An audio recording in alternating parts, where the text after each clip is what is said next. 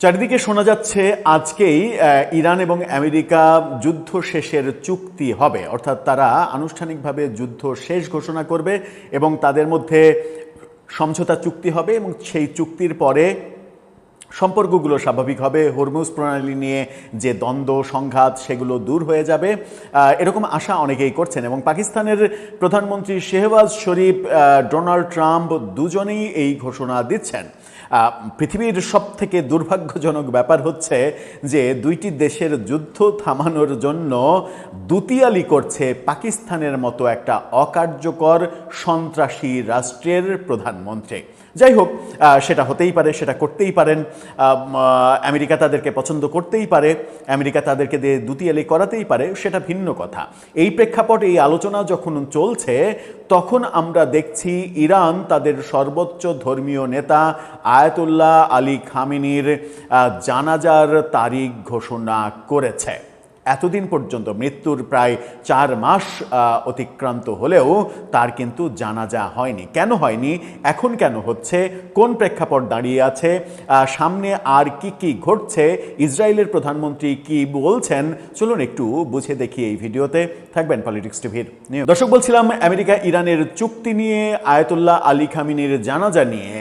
এই প্রসঙ্গে যখন আলোচনা চলছে, চুক্তি হচ্ছে, আজকেই হচ্ছে, আজকে রবিবারই চুক্তি হবে এরকম ঘোষণা ডোনাল্ড ট্রাম্প যেমন দিয়েছেন, শেহবাজ শরীফও দিয়েছেন।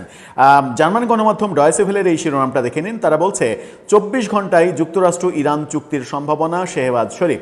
ডোনাল্ড ট্রাম্প একেবারে ঘোষণাই দিয়েছেন যে সানডে আজকেই এই চুক্তিটা হবে। গতকালকে তিনি এই ঘোষণা দিয়েছেন। এই ঘোষণা যখন তারা দিচ্ছেন তখন ইসরায়েলের প্রধানমন্ত্রী বলছেন আমেরিকা ইরানের চুক্তির সাথে ইসরায়েলের কোনো সম্পর্ক নেই। তাহলে কি এই চুক্তি, সমঝোতা চুক্তি কিংবা যুদ্ধ থামানোর যে চুক্তি, সেই চুক্তি ইসরায়েল মানবে না? ইসরায়েল যদি না মানে তাহলে আমেরিকা ইসরায়েলের সম্পর্ক কোন দিকে যাবে? এই আলোচনাগুলো যখন চলছে, আশা করছেন অনেকে যে চুক্তি হবে, তখন ইরানের পক্ষ থেকে সরাসরি নাকচ করে দেওয়া হয়েছে আজকে চুক্তির এই ব্যাপারটা। ডোনাল্ড ট্রাম্প যখন দাবি করছেন, শেহবাজ শরীফ যখন দাবি করছেন, তখন ইরান একদিকে প্রত্যাখ্যান করছে সেই দাবি, অন্যদিকে ইসরায়েল বলছে যে এই চুক্তির সাথে ইসরায়েলের কোনো সম্পর্ক নেই। তার মানে অবস্থা এখনো জটিল। এই জটিল অবস্থার মধ্যেই ইরান ঘোষণা করেছে তাদের সর্বোচ্চ ধর্মীয় নেতা আয়াতুল্লাহ আলী খামেনির জানাজার সময়। আনন্দবাজার এই খবরটা নিশ্চিত করেছে। আনন্দবাজারের শিরোনামটা দেখে নিন। মৃত্যুর 4 মাস পরে শেষকৃত্য হবে আয়াতুল্লাহ আলী খামেনির, অবশেষে দিন ঘোষণা করল ইরান। গত 28 ফেব্রুয়ারি ইরানের বিরুদ্ধে অপারেশন এপিক ফিউরি শুরু করেছিল পেন্টাগন। সেদিনই মার্কিন হামলায় নিহত হয়েছিলেন ইরানের সর্বোচ্চ নেতা। এরপরে আমরা যেটা দেখেছি সেটা হচ্ছে যে 4 মাস তাকে ফ্রিজে রাখা হয়েছে। এখন অবশেষে জানাজার তারিখ ঘোষণা করা হয়েছে। অবশ্য এই 4 মাস জানাজা না হওয়ার একটা কারণ থাকতেই পারে, সেটা হচ্ছে জানাজা করতে হলে ইরানের সর্বোচ্চ নেতাদের সেই জানাজায় অংশগ্রহণ করতে হবে। সেই জানাজায় অংশগ্রহণ করার ওই মুহূর্তটাকে যদি আমেরিকা ইসরায়েল কাজে লাগানোর চেষ্টা করে, তাহলে এক জানাজাতে একটা মিসাইল ফেললেই সমস্ত প্রথম সারির নেতা, সামরিক অফিসার সবাই শেষ হয়ে যাবে। সেরকম রিস্ক হয়তো ইরান নিতে চায়নি, কিন্তু এখন কি তাহলে তারা রিস্ক মুক্ত?